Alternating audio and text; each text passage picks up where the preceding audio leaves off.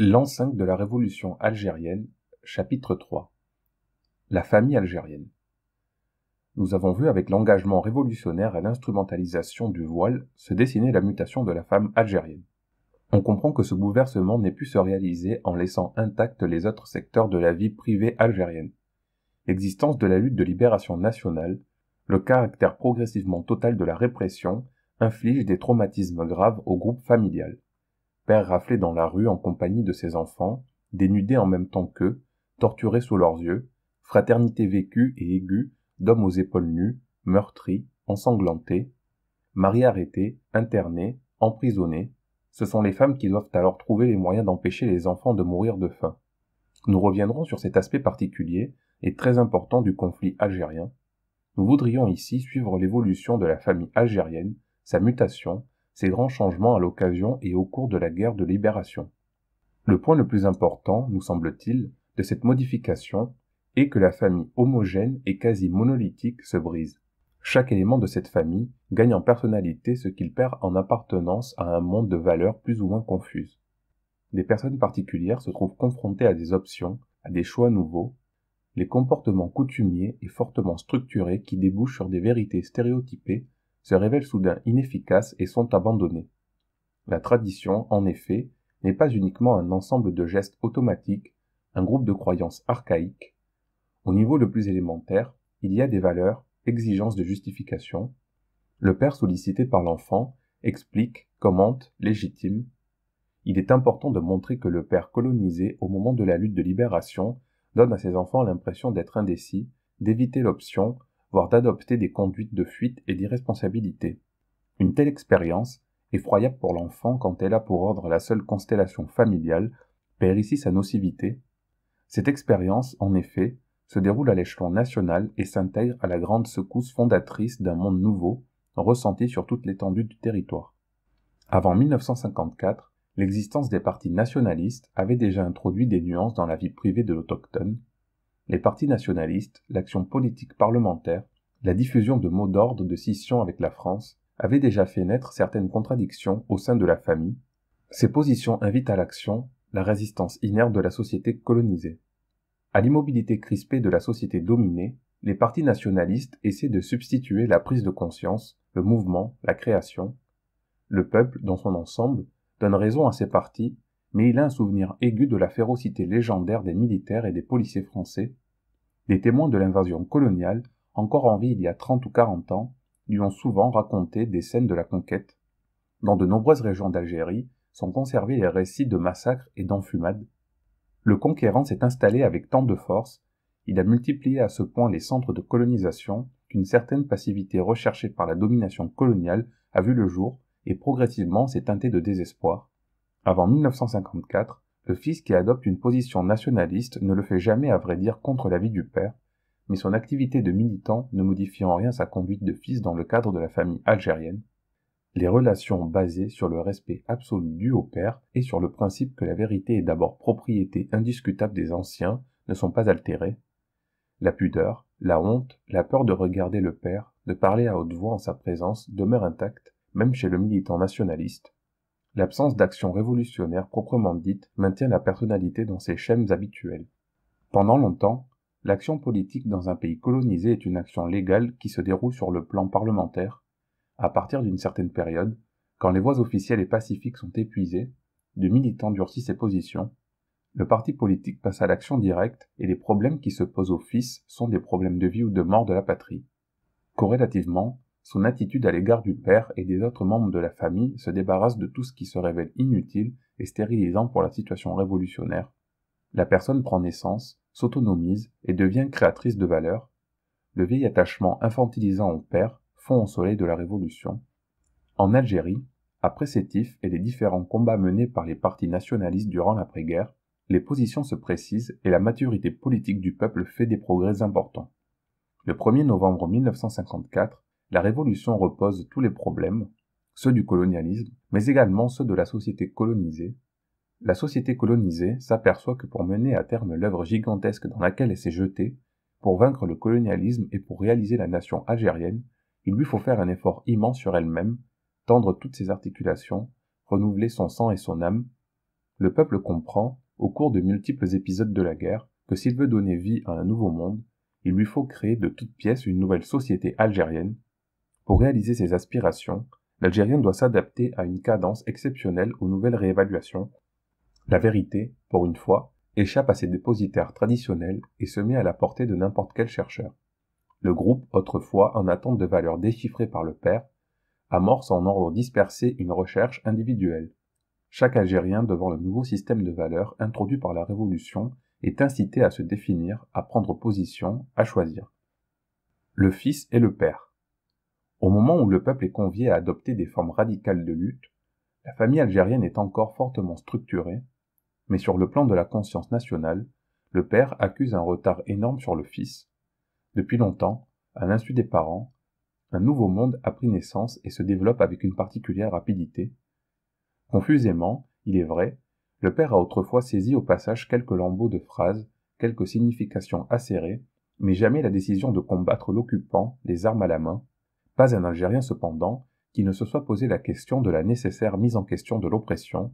Tout Algérien a au moins une fois dans sa vie, lors d'une réunion ou simplement d'une discussion, formé le vœu d'une défaite du colonialisme. Au marché, au café, en pèlerinage, au cours des fêtes traditionnelles, il arrive toujours un moment où l'Algérien complote contre l'occupant. Mais ses propos ressemblent aux lamentations désespérées de tous les humiliés de tous les pays du monde, la profondeur d'enracinement de la société coloniale, sa frénésie à se transformer en nécessité, la misère sur laquelle elle s'élève, colore la vie de cette fameuse teinte résignée que les spécialistes des pays sous-développés décrivent sous la rubrique de fatalisme. Et c'est au milieu de cette malédiction qu'éclatent les premières salves de novembre 1954. Devant la Révolution qui, brutalement, coupe le monde en deux, le père se découvre désarmé et un peu inquiet. Cette inquiétude se transforme en désarroi en présence du fils qui devient préoccupé, tendu. Une atmosphère s'installe, tragique, dure, et les policiers français que l'on devine vigilants, et toute la ville européenne qui braque sa haine immense sur le quartier algérien. Très souvent, les parents réagissent de façon univoque. Les réflexions d'avant 1954 réapparaissent, et c'est le cortège habituel de conseils de prudence, mais aussi de propos défaitistes. Restez tranquille, les Français sont trop forts, vous n'y arriverez jamais. Le fils fuit la discussion, évite de répondre, tente de ne pas opposer le monde neuf qu'il est en train de bâtir à l'univers de l'attente et de la résignation infinie du père. Quelquefois, le père exige que le fils reste tranquille, abandonne la lutte, revienne à la famille, se consacre aux siens. Aux célibataires, on parle de mariage et aux hommes mariés, on rappelle les devoirs. Le désaccord devient flagrant. Le jeune Algérien est amené à défendre sa position, à légitimer devant son père la conduite adoptée. Il condamne et rejette avec fermeté la prudence proclamée du père, mais il n'y a pas de rejet et expulsion du père. On assiste au contraire à la mise en train d'un travail de conversion de la famille. Le militant se substitue au fils et entreprend l'endoctrinement du père. Ce ne sont d'ailleurs pas les paroles du fils qui convaincront, ce sont surtout les dimensions de l'engagement populaire, les informations que l'on reçoit sur la répression. La vieille assurance paternelle, déjà ébréchée, s'écroule définitivement. Le père ne sait plus comment maintenir l'équilibre. Il découvre alors que le seul moyen de rester debout est de rejoindre le fils. C'est pendant cette période que le père enterre les valeurs anciennes et se met à la remorque. Jacques Lanzmann, dans son dernier ouvrage Viva Castro, retrouve le même phénomène dans la société cubaine pendant la révolution fidéliste. Citation. De tout temps, dans notre pays, et on le croyait vraiment, le père se devait d'enseigner, de transmettre son expérience à son fils. Cette expérience-là, monsieur, c'était le fils qui cousait ensemble les membres de la même famille. Dans les grandes lignes, le fils était toujours d'accord avec le père. Vous connaissez sans doute le proverbe cubain « tel père, tel fils ». Naturellement, dis-je. Donc le père et le fils ne formaient qu'un, jusqu'au jour où un homme réfugié dans la montagne, et pourtant lui-même bien jeune, nous a enlevé nos fils. Cet homme-là est une sorte de Christ, je vous le dis. Qu'est-ce qu'un père mis à côté d'un Christ? Rien, monsieur. Alors, nous autres les pères, nous nous sommes demandé pourquoi nos fils nous avaient quittés. Nous avons cherché dans notre pauvre tête la raison d'une telle séparation, et nous avons pensé, monsieur, que notre expérience presque séculaire était fausse. Elle ne valait rien, notre expérience ce n'était qu'une routine de vie que l'on transmettait comme cela, sans trop y réfléchir, de père en fils, depuis des générations. Un seul homme a suffi, un homme qui n'avait à offrir que de l'idéal et de la pureté. C'était mieux que notre expérience, notre engagement, nos situations, nos relations. Fin de la citation. Note. J. Lanzmann, Viva Castro, page 114. Fin de la note. Toutefois, Cette conversion du père n'élimine pas radicalement les conduites traditionnelles. Le père fait taire difficilement son désir de rétablir sa souveraineté écroulée et la hantise des conséquences effroyables de cette guerre ouverte. C'est ainsi que prennent naissance de nouvelles formes d'opposition paternelle, des manifestations voilées de l'autorité paternelle. Au jeune Algérien qui décide par exemple de rejoindre le maquis, le père n'oppose plus une interdiction formelle, il fait davantage appel à la discipline du militant, demande si ce départ répond à une mobilisation ou s'il s'agit d'une initiative personnelle. Dans le dernier cas, le père est le premier à rappeler aux fils militants le principe de la discipline. Si tes chefs ont besoin de toi, ils t'appelleront. Ainsi, pour s'opposer à un acte, monté au maquis, qui, à partir de 1956, met en danger la vie des autres membres de la famille demeurés sur place, le père n'a d'autre ressource que de reconnaître les nouvelles valeurs et de se retrancher derrière d'autres autorités. À aucun moment on assiste à un affrontement véritablement douloureux. Le père s'efface devant le nouveau monde et se met à la remorque de son fils. C'est le jeune Algérien qui jette la famille dans le vaste mouvement de libération nationale. Quelquefois, cependant, la situation est plus difficile. Le père, collaborateur notoire de l'administration colonialiste, dans l'exercice même de sa profession, est acculé à choisir caïd, policier, bachaga, élu préfabriqué. Il se voit tout à la fois rejeté et condamné par la nouvelle Algérie qu'incarne son fils. Très souvent il abdique. Cependant, il arrive que la contamination est telle qu'il ne lui est plus loisible de se libérer de l'étreinte colonialiste. La longue succession de compromissions est à ce point imposante qu'aucun retour en arrière n'est possible. Plusieurs familles algériennes ont connu ces tragédies effroyables où le fils, présent à la réunion qui doit décider du sort de son père traître à la patrie, n'a d'autre solution que de rallier la majorité et d'accepter les jugements les plus décisifs. D'autres fois, c'est le fils qui va fixer au sein du comité la participation financière de ses parents à la Révolution, et l'on imagine le paradoxe de cette situation d'un père se plaignant en son fils comme un associé de l'énormité de la somme réclamée par les responsables. Cette défaite du père par les forces nouvelles qui émergent de la patrie ne peut pas laisser intacts les rapports anciens qui ordonnaient la société algérienne. La fille et le père. Dans la famille algérienne, la fille est toujours à un cran en arrière du garçon. Comme dans toutes les sociétés où le travail de la terre représente la source principale des moyens de subsistance, le mâle producteur privilégié jouit d'un statut quasi seigneurial. La naissance d'un garçon dans une famille est saluée avec plus d'enthousiasme que celle d'une fille. Le père y voit en effet un compagnon pour les travaux, un successeur sur la terre familiale, et à sa mort un tuteur pour la mère et les sœurs. La jeune fille, sans être humiliée ou délaissée, ressent assez bien la surenchère faite autour de son frère. La jeune fille dans l'ensemble n'a pas l'occasion de développer sa personnalité ni de prendre des initiatives. Elle prend place dans le vaste réseau de traditions domestiques de la société algérienne. La vie de la femme au foyer, faite de gestes séculaires, ne permet aucun renouvellement. L'analphabétisme, la misère, le statut de peuple opprimé entretiennent et renforcent jusqu'à les dénaturer les spécificités de l'univers colonisé. La fille adopte sans effort les comportements et les valeurs de la société féminine algérienne. Elle apprend de la bouche de sa mère le prix incomparable de l'homme. La femme, dans une société sous-développée, et principalement en Algérie, est toujours une mineure, et l'homme, frère, oncle ou mari, représente d'abord un tuteur.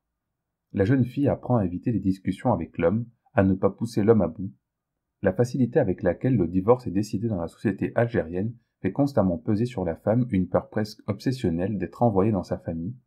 Le jeune garçon, pour sa part, adopte les conduites du père. Assez rapidement, dans le cadre familial, la jeune fille évite de paraître devant le père. Lorsque la femme se substitue à la fille au moment de la puberté, il y a une sorte d'accord tacite qui veut que le père ne se trouve jamais face à face avec sa fille. Tout est organisé pour que le père ignore que sa fille est devenue pubère. Le père dira que ça ne le regarde pas, mais en réalité, il y a volonté d'ignorer la nouvelle situation de la jeune fille. Cette nécessité dans laquelle se trouve le père de ne pas côtoyer la nouvelle femme qui se trouve au foyer amène l'entourage à envisager le mariage de la jeune fille. Le mariage précoce en Algérie n'est pas désir de diminuer le nombre de bouches à nourrir, mais littéralement souci de ne pas avoir une nouvelle femme sans statut, une femme-enfant dans la maison. La jeune fille qui accède à la condition de femme doit se marier et avoir des enfants. Pour une famille, avoir une fille pubère dans la maison est un problème extrêmement difficile.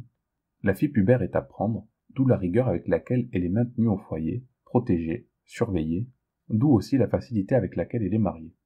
Dans ces conditions, on le voit, on ne comprendrait pas la jeune fille qui voudrait choisir un mari ou refuser l'homme que lui propose sa famille.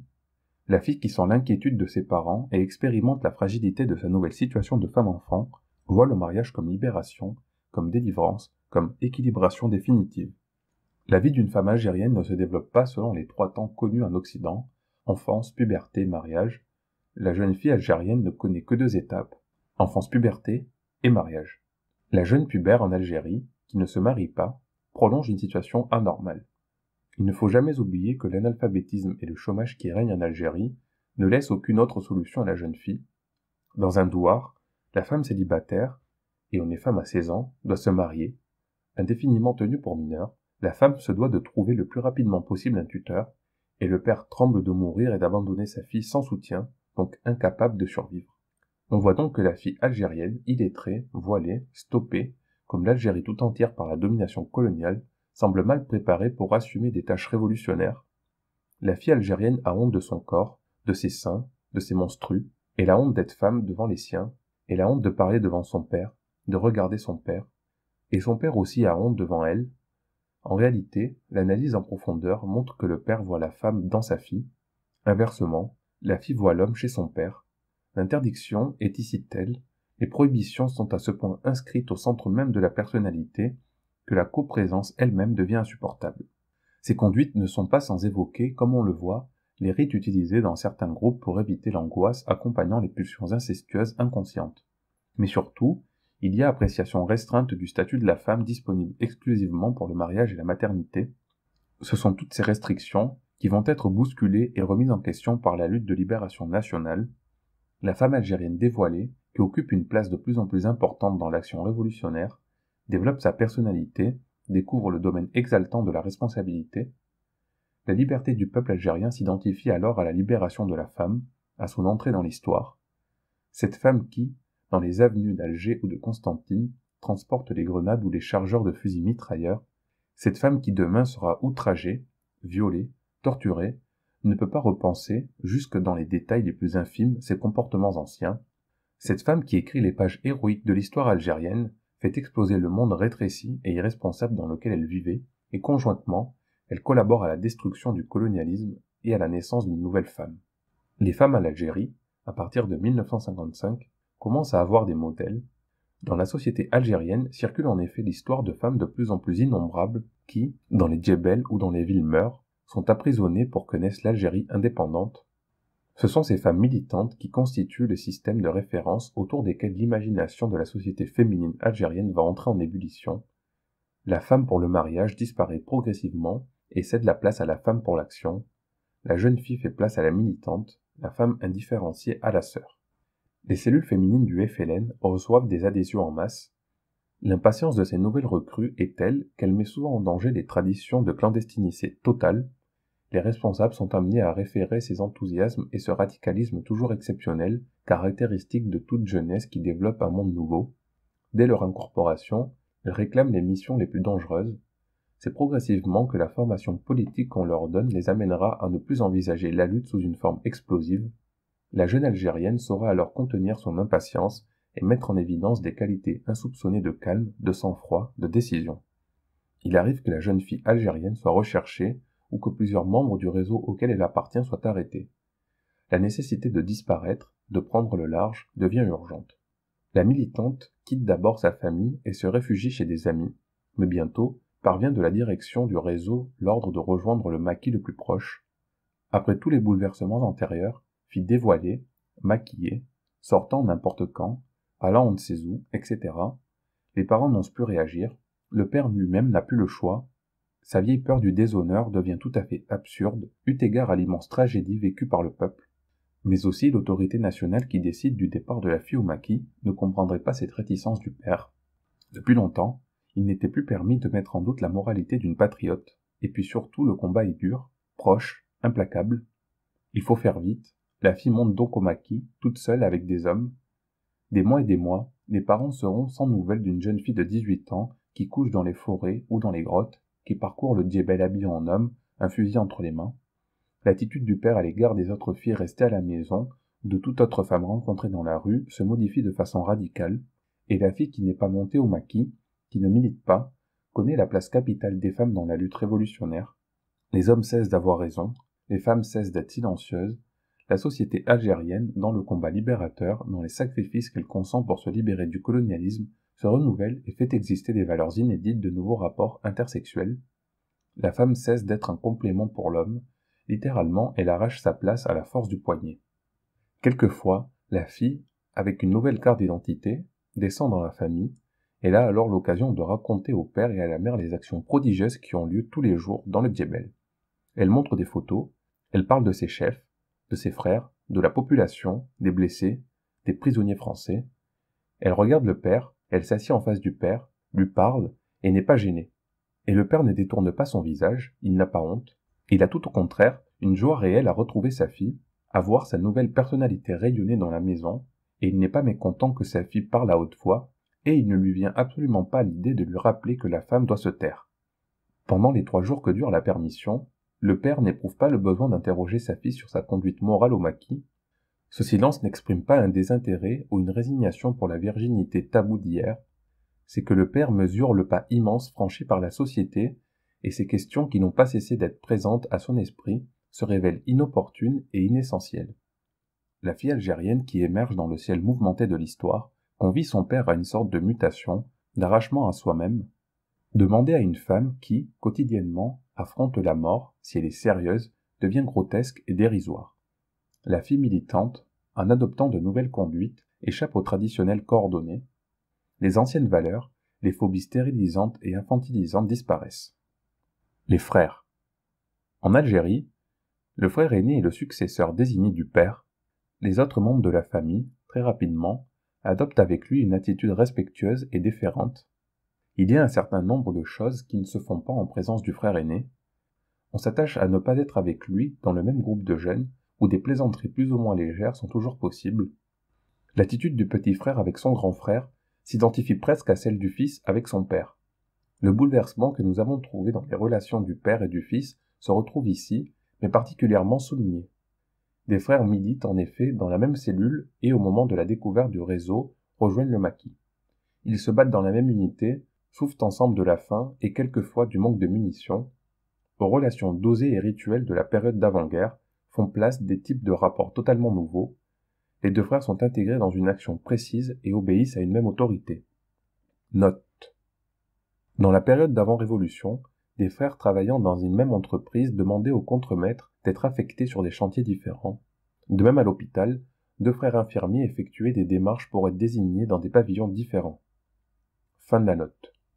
La vieille relation se déroulant dans le circuit clos de la famille subit des altérations radicales. Il arrive même que le frère puiné soit le responsable du groupe. Et le respect traditionnel pour le grand frère nie pas le chef politique ou militaire. Investi d'un pouvoir au sein de la Révolution, le frère est amené à dépasser les automatismes et les conduites stéréotypées. L'homme qui semblait disparaître derrière le frère fait son apparition. Le frère aîné n'a plus obligatoirement raison et chacun définit ses nouvelles valeurs. Le couple. Les relations de la femme et du mari sont également modifiées à l'occasion de la guerre de libération. Alors que chacun dans la maison avait des fonctions définies, le caractère total de la lutte va imposer des comportements inattendus. Mustapha vient de rentrer chez lui. Tout à l'heure, avec un autre fidaï, il a jeté plusieurs grenades sur les locaux de la police judiciaire où nuit et jour sont torturés des patriotes. Il n'a pas envie de parler, il se couche et ferme les yeux. Sa femme l'a vu entrer mais n'a rien remarqué. 1 heure après, la nouvelle envahit le quartier. 2 patriotes ont réalisé un attentat extraordinaire. Dans le couloir ou dans la cour, les pertes adverses sont estimées, supputées. Les patrouilles en colère qui déjà inondent les rues sont la preuve irrécusable que les nôtres ont durement touché les colonialistes.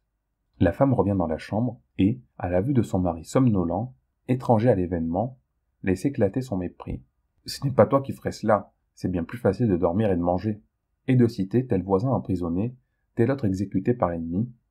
Enfin le cousin qui, du maquis a envoyé des photos, traité de lâche par sa femme, Mustapha se taira, tout à la fois heureux de la saine colère de sa femme et du succès de sa mission. Cet exemple, assez fréquent en 1956, présente un intérêt considérable. Dans les rapports masculins en Algérie, accuser un homme de lâcheté est une injure qui ne se répare que dans le sang. On ne permet pas à quelqu'un de mettre en doute son courage ou sa virilité, cela personne ne peut l'admettre. Et lorsque l'accusatrice est une femme, les choses deviennent physiquement intolérables. La lutte de libération porte la femme à un tel niveau de renouvellement intérieur qu'elle en arrive à traiter son mari de lâche. La femme algérienne, assez fréquemment, par allusion ou de façon explicite, reproche à son mari l'inactivité, le non-engagement, le non-militantisme. C'est la période au cours de laquelle les jeunes filles, entre elles, juraient de ne pas se laisser marier à un homme qui n'appartiendrait pas au FLN. La femme algérienne, en perdant toute prudence, perd aussi tout instinct de conservation du foyer. Reprocher à son mari de ne point participer à un combat dont on sait qu'il est meurtrier est une conduite pour le moins paradoxale, mais les femmes ne considèrent plus comme auparavant la condition d'homme. Le métier d'homme se mène dans l'action patriotique, et nul ne peut affirmer sa virilité s'il n'est un des morceaux de la nation en lutte. Quelquefois cependant, la femme n'ignore pas l'activité de son époux. Militant de toujours, le mari disparaît fréquemment, et parfois elle trouve sous l'oreiller un revolver. Au moment où les fouilles se succèdent, la femme demande de plus en plus au mari de la mettre au courant. Il exige d'être renseigné sur certains noms et adresses de militants à prévenir en cas d'arrestation du mari. C'est au nom de l'efficacité qu'elle amène le mari à consentir, à l'intéresser de l'intérieur à l'action. Évoqua le cas de tel militant qui, ayant parlé sous la torture, a permis la destruction de tout un réseau. Elle met en garde le mari contre l'orgueil d'être le seul dans le coup, dissimulé sous le masque de la clandestinité. Petit à petit, les résistances s'effondrent et le couple militant soudé, participant à la mise au monde de la nation, devient la règle en Algérie. Quelquefois, le mari ou maquis depuis plusieurs mois vient en permission. Ébranlé par la douceur du foyer, il en arrive à confier à sa femme son désir de ne plus remonter là-haut. L'épouse, qui a repris avec l'intensité que l'on devine sa dimension de femme, éprouve comme le mari le besoin de continuer, de ne pas interrompre ces heures denses qui semblent échapper au temps. Cependant, et comme toujours, dans ce cas, la frénésie mise à vivre l'expérience est fonction de l'éventualité toujours possible d'une mort, le lendemain ou dans les jours à venir. Cependant, c'est la femme qui demande à son mari de chasser de son esprit pareille idée. Que répondras-tu aux gens du village quand ils te poseront des questions? Tu as promis de revenir avec l'indépendance, tu as fait le serment de ramener la liberté. Comment peux-tu envisager de reprendre une vie normale alors que tous les hommes sont là-haut ou en prison? Souvent la femme sans enfant qui assiste à la prise en masse de la nation, qui voit partir les uns après les autres jeunes filles du village, décide de rejoindre son mari. Certes, elle ne le verra pas souvent, mais en période de calme relatif, les couples pourront se retrouver.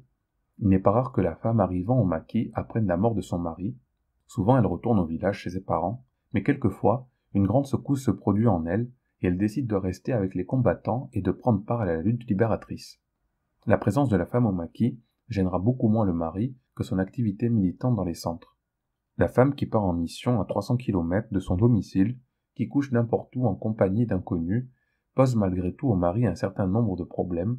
Évidemment, ils ne sont jamais formulés, mais nulle révolution ne fait table rase définitivement et sans séquelles des mécanismes presque instinctifs.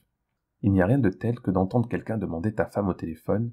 Tu appelles ta femme, tu lui passes l'écouteur, et tu t'entends inviter à quitter la chambre. Puis ta femme s'en va et revient quelquefois 4 heures ou 4 jours plus tard. Aucune explication ne t'est donnée, mais tu ne peux pas ignorer l'action dans laquelle elle s'est engagée, puisque c'est toi qui l'as mobilisée, c'est toi qui lui as inculqué les règles strictes de la clandestinité.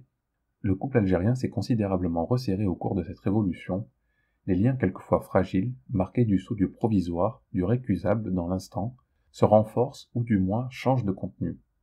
Ce qui se définissait par la seule cohabitation admet aujourd'hui une multiplicité de coordonnées, et d'abord, le fait de courir ensemble des dangers, de se retourner dans le lit chacun de son côté, chacun avec son morceau de secret. C'est aussi la conscience de collaborer à l'immense travail de destruction du monde de l'oppression.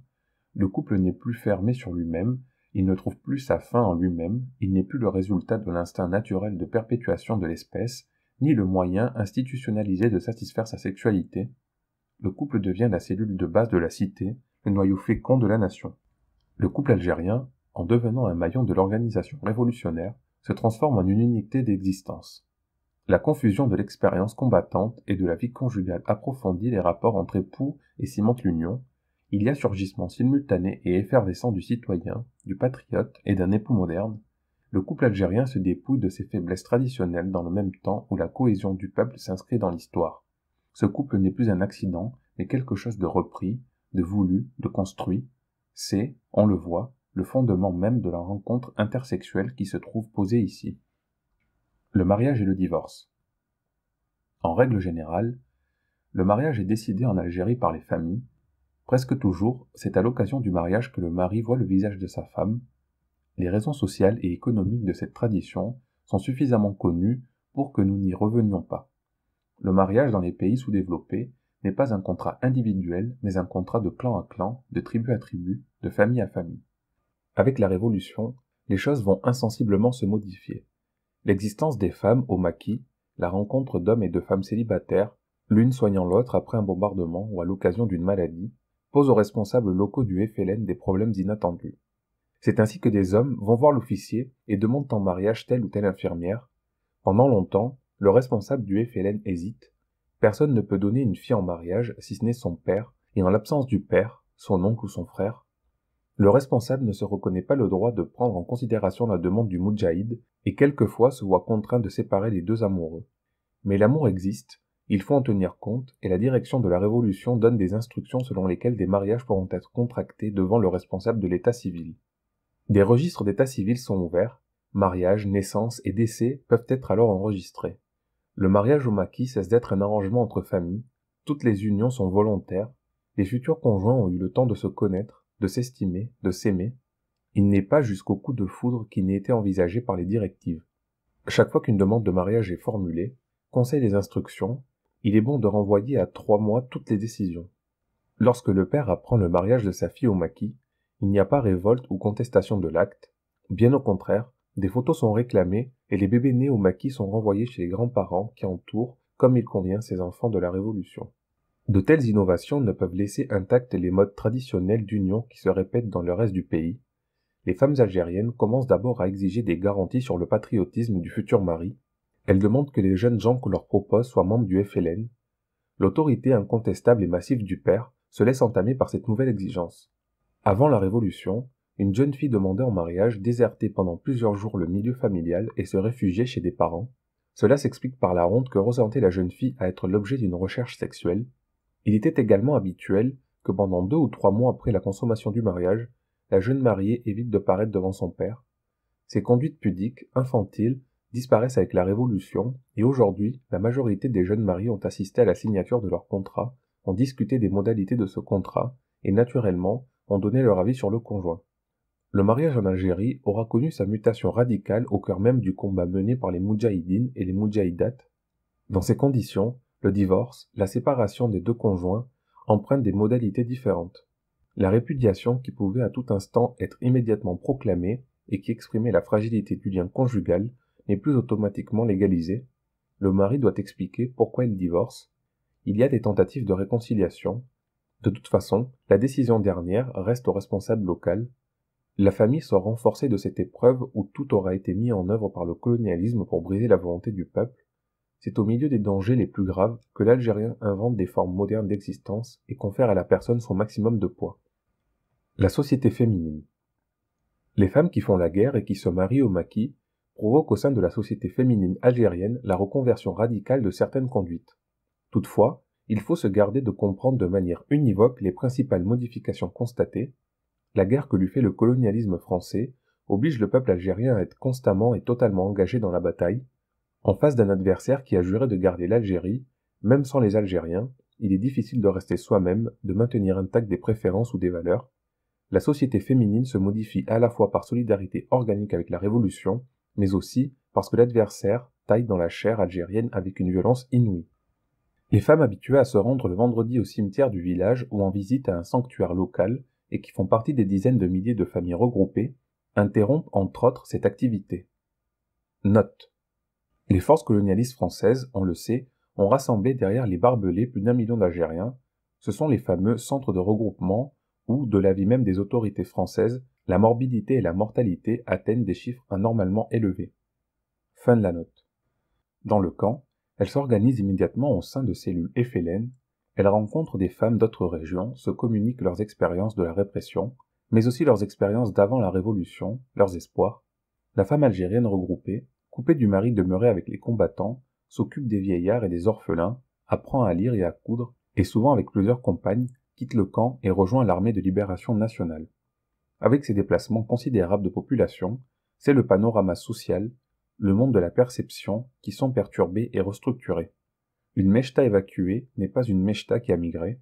Il faut patiemment suivre le développement de l'opération, bombardement de la région, ratissage multiple, et les hommes valides qui se rendent à la montagne, les morts enterrés rapidement, les otages de la Mechta qui se réfugient dans une ville avoisinante, chez des parents ou des amis. La Mechta regroupée est une Mechta brisée, abîmée. C'est davantage un groupe d'hommes, de femmes et d'enfants. Dans ces conditions, aucun geste n'est conservé intact, nul rythme antérieur ne s'y retrouve inaltéré. Pris dans les mailles des fils barbelés, les morceaux de familles algériennes regroupées ne mangent ni ne dorment comme avant. On s'en rend compte par exemple à l'occasion d'un deuil. Les lamentations, les gémissements, les visages déchirés et les torsions du corps ont aujourd'hui pratiquement disparu. Les pleurs mortuaires classiques ne se retrouvent presque plus en Algérie. Tout cela a commencé en 1955, lorsque les troupes françaises, pour s'amuser, dans le cadre d'une répression, envahissaient une localité et mitraillaient 5 ou 10 hommes. Ces morts collectifs, sans préparation, sans maladie soignée et combattue, abandonnés dans le fossé au bord de la route, ne peuvent guère arracher, déclencher des mécanismes émotionnels homogènes à une société. Les lamentations et les visages déchirés participent à un monde précis, équilibré. On ne pleure pas, on ne crie pas, on ne fait pas comme avant quand il s'agissait d'assassinats multiples. On serre les dents et on prie en silence. Un pas de plus, et ce sont les cris d'allégresse qui saluent la mort d'un moudjahid tombé au champ d'honneur. Il ne faut pourtant pas croire que les cérémonies traditionnelles se répètent quand il s'agit de morts naturelles, telles que les maladies ou les accidents. Même alors, il y a une quasi-incapacité à retrouver les techniques habituelles du désespoir. La guerre a bouleversé à ce point la société algérienne que tout décès est conçu comme une conséquence directe ou indirecte de la répression colonialiste. Aujourd'hui, pas un mort en Algérie qui ne soit la victime du colonialisme français. Le civil algérien, étranger à la guerre de reconquête coloniale, est une impossibilité en Algérie. Davantage, pas un décès d'Algériens hors de l'Algérie qui ne soit attribué au colonialisme français. Le peuple algérien a ainsi décidé que, jusqu'à l'indépendance, le colonialisme français ne serait innocent d'aucune plaie qui sèvre son corps et sa conscience. L'Algérie dispersée. La tactique adoptée par le colonialisme français depuis le début de la Révolution a eu pour résultat d'écarteler le peuple, de le morceler, à sa seule fin de rendre impossible toute cohésion. L'effort s'est d'abord porté sur les hommes qui, par dizaines de milliers, ont été internés.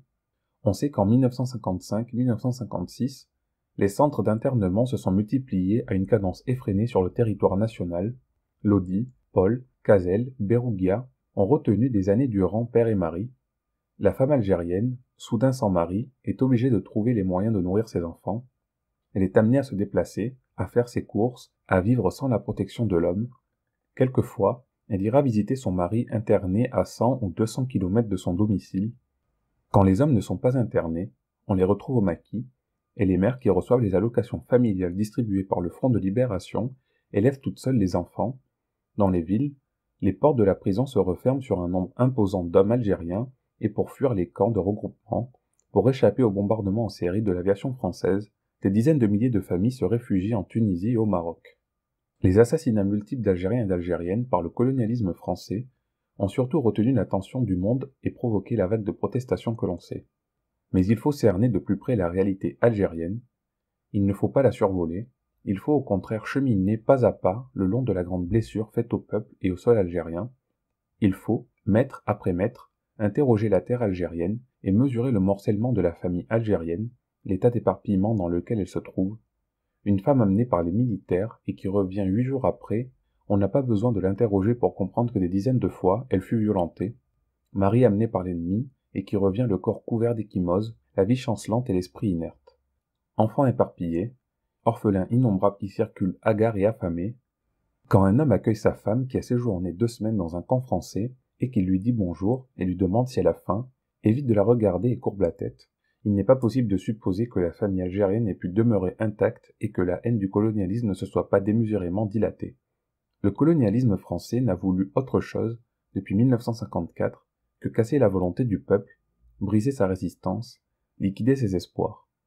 Il n'a reculé depuis 5 ans devant aucun radicalisme, ni celui de la terreur, ni celui de la torture. Embrassant ces hommes et ces femmes, le colonialisme les a regroupés sous un même signe, également victime d'une tyrannie, identifiant simultanément un ennemi unique. Le peuple objectivement dispersé réalise son unité et fonde dans la souffrance une communauté spirituelle qui constitue le bastion le plus solide de la révolution algérienne.